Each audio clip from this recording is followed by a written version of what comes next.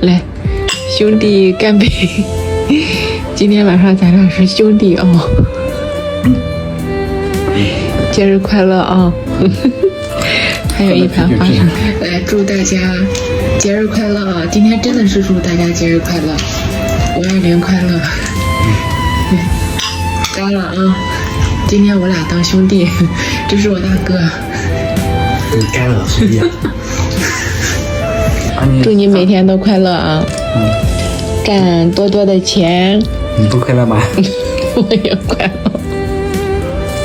突然觉得，就是也不需要什么大富大贵，赚好多好多的钱。我感觉小富小贵的也挺好的，有吃有喝，赚点小钱，然后养家糊口，就是健健康康的、平平安安的，我觉得也挺快乐的，是不是？这人就是花生米都没了。